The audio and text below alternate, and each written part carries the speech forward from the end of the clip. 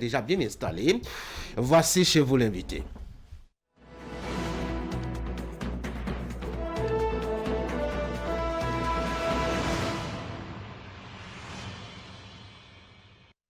Professeur, bonjour. Bonjour. Bienvenue à Canal 3 Bénin sur Actu Matin. Vous êtes là pour qu'on parle un peu de cette rencontre scientifique que vous tenez demain à l'université d'Abomey-Calavi au sujet donc du royaume d'Alada et de son évolution à travers l'histoire. On connaît Alada, on connaît son histoire, on connaît son origine, professeur.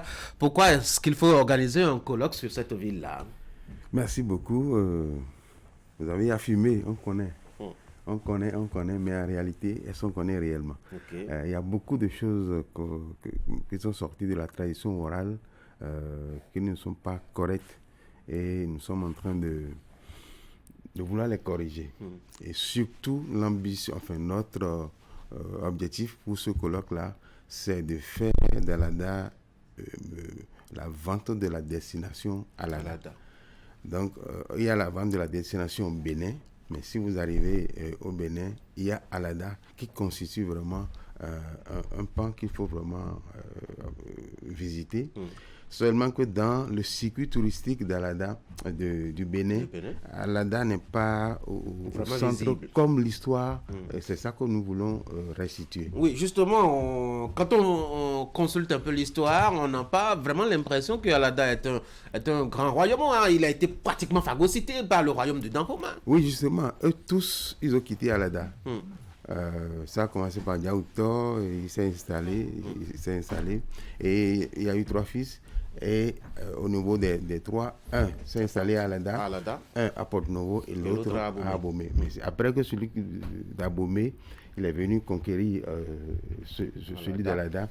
Mais après la conquête coloniale, en 1894, lorsque on est devenu Dahomey, Dahomey, mais le roi d'Alada a signé un protectorat avec le général Dogd. Okay. Donc ça veut dire que la royauté continue, exactement comme celui de Porto-Novo avait fait.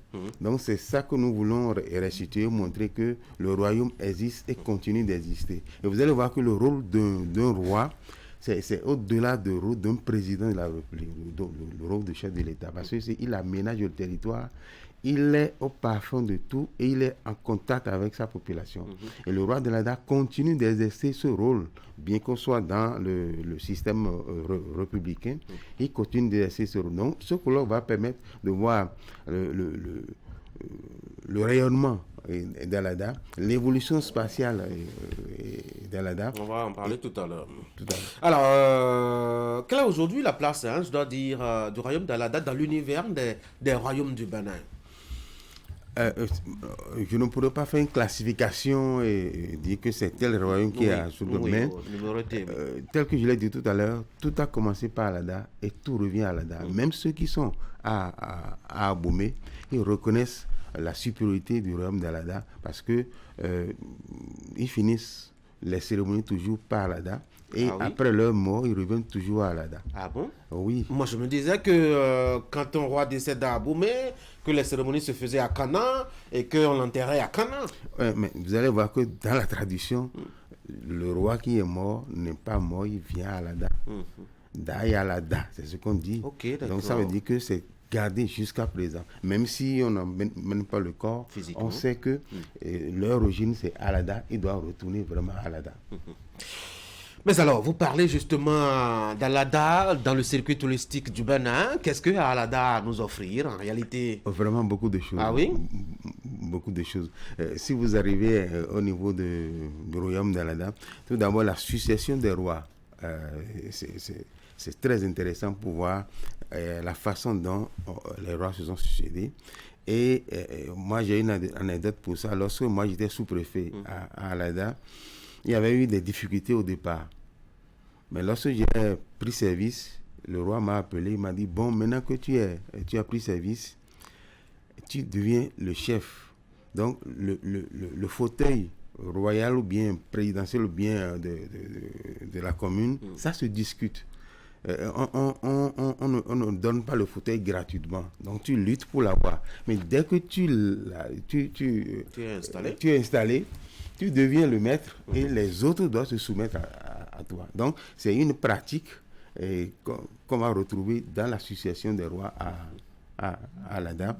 Et en dehors de ça, vous avez maintenant le berceau même du vaudou, c'est Alada, ce n'est pas Ouida. Ah oui, sérieusement? Bien sûr, bien sûr.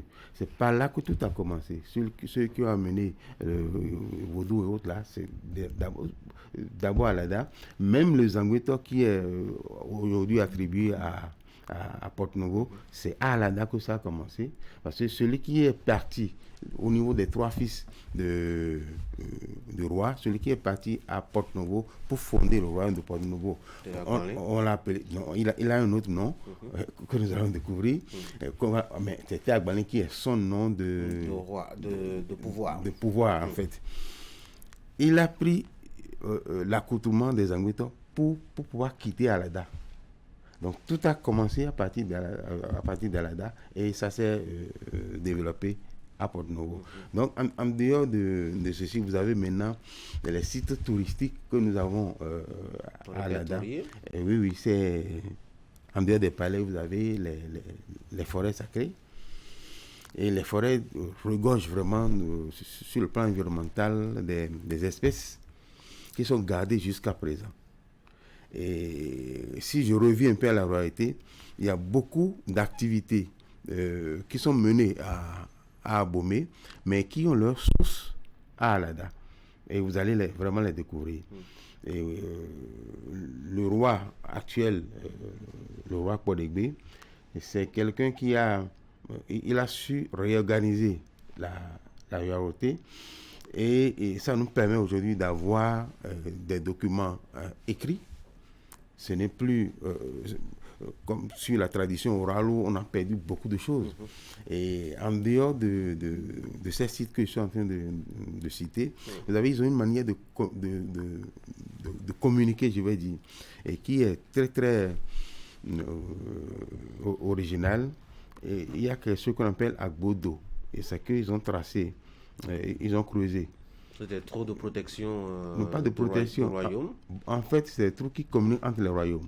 Ok. Donc, depuis Alada, bien depuis Ouida, je vais passer à partir d'Alada, vous pouvez communiquer directement avec le royaume d'Abomey en passant.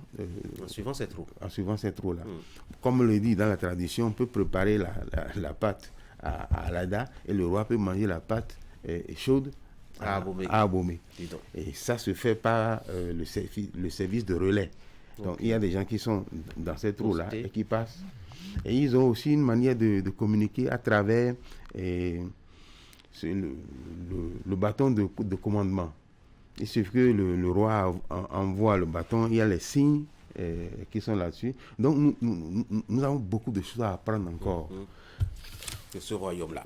Ben, il faut dire déjà deux choses pour compléter ce tableau assez enrichissant. D'Alada, le palais royal, qui est quand même très impressionnant. J'ai eu la chance de visiter une ou deux fois ce palais-là. Et puis, cette valeur naturelle d'Alada qui, ma foi, est hissée un peu sur les bords de ces deux dépressions. C'est une formidable admiration naturelle.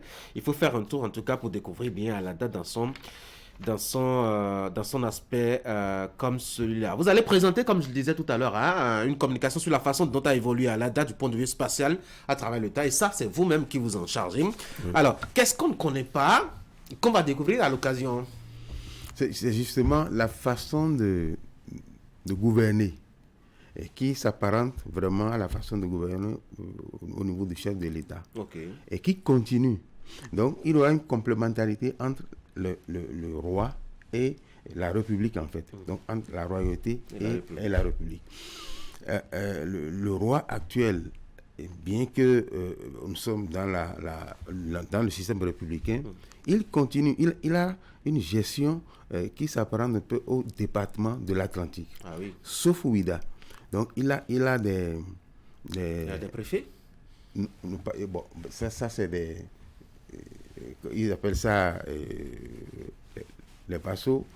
C'est que vous avez des rois, des chefs traditionnels, mais qui dépendent d'Alada. Et tous ils viennent à Alada se faire introniser. Et le roi Alada, il gère tout cela à travers ses activités. Il contrôle tout le département à travers ces chefferies-là qui sont installées. Donc, il y a une confusion entre le roi et les chefs traditionnels. Le roi même, en fait, c'est le Dada. Celui qui est appelé Dada, c'est le roi. Maintenant, ces chefs traditionnels aussi se font appeler roi. C'est le Ahosu. Donc, Ahosu, c'est un nom un peu vulgaire. Trivial. Oui, que tout le monde s'attribue. Donc, c'est pourquoi sur le terrain, il y a un peu de confusion. Vous allez voir, il y a plusieurs rois. Bon, certains appellent les roitelets, qui sont issus, en fait, de la délégation du pouvoir du roi. Du roi. Donc, nous allons voir comment est-ce que, de façon administrative, le roi arrive à gérer tout le département. Je viens vous raconter une anecdote aussi. Lorsque j'étais à la sous-préfecture, on avait le Vaudou Rebisso a tué un élément et ils sont venus l'enterrer à 15 km d'Alada, dans un village.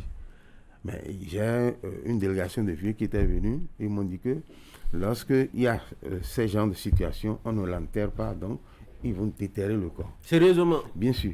Donc, moi, en tant que sous-préfet, je leur ai dit, bon, je ne pourrais pas prendre cet engagement, d'aller prendre l'autorisation chez le roi pour régler. Et ils sont allés chez le roi. Le roi aussi est resté là, il les a tournés, il a dit, bon, en fait, ça c'est une question de loi, donc il faut aller voir le sous-préfet. Et ils sont revenus me voir pour dire, on a vu le roi, on a vu le sous-préfet, personne ne veut donner l'autorisation. De toute façon, nous, à minuit, on va déterrer. Et ils l'ont fait. Ils ont déterré le corps qui a été en décomposition depuis 7 jours. Ils l'ont déterré et mis ça sur la tête. Ils ont marché sur les 15 km pour aller faire les cérémonies normalement comme cela se doit.